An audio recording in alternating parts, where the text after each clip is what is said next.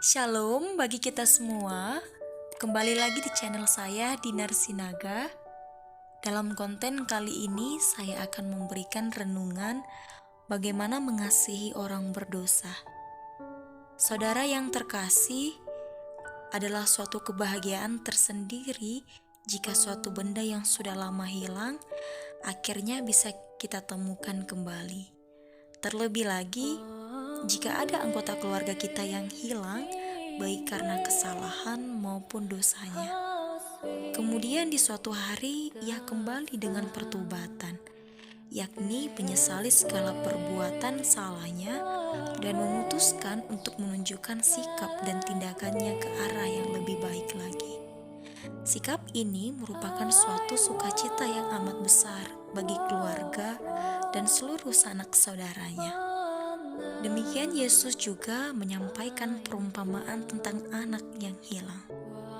Saudara yang terkasih, kitab Injil Lukas pasal 15 ayat yang ke-20 mengatakan, "Maka bangkitlah ia dan pergi kepada bapaknya.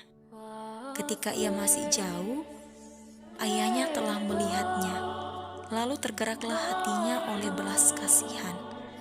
Ayahnya itu berlari mendapatkan dia, lalu merangkul dan mencium dia." Cerita tentang anak yang hilang menggambarkan kehidupan orang berdosa, sampai pada kehabisan harta dan bahkan harus hidup dalam penderitaan dan kelaparan. Saat itulah anak yang hilang itu sadar, dan kemudian ia ingin kembali kepada sang bapa. Anak sulung tidak memiliki dosa-dosa moral yang kelihatan, namun kemarahan, kecemburuan, dan pembenaran diri sendiri tercermin jelas dalam kata-katanya. Pemberontakan diperlihatkan dengan cara memisahkan diri dengan tidak mau masuk, bahkan anak sulung juga tidak menganggap si bungsu sebagai saudaranya lagi. Namun, sang ayah mencintai keduanya tanpa syarat.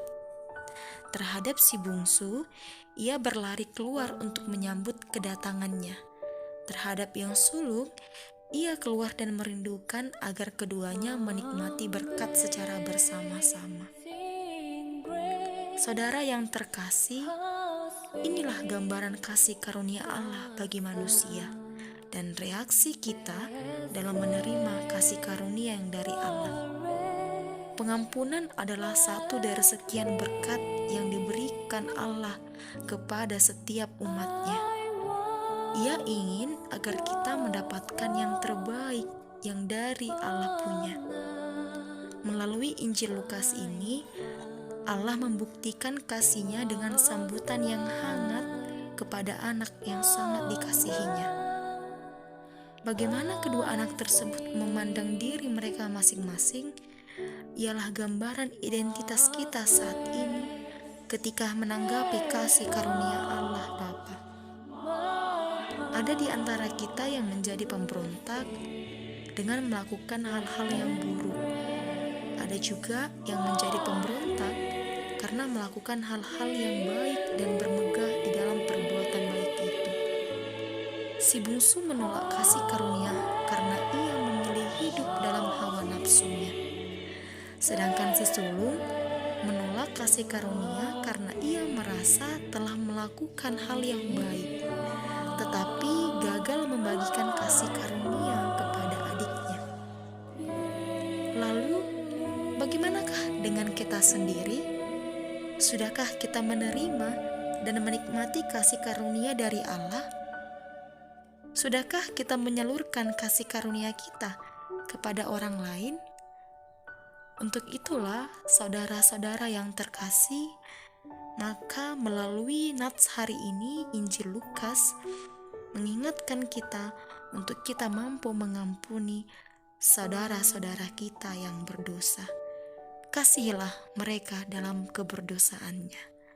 Amin.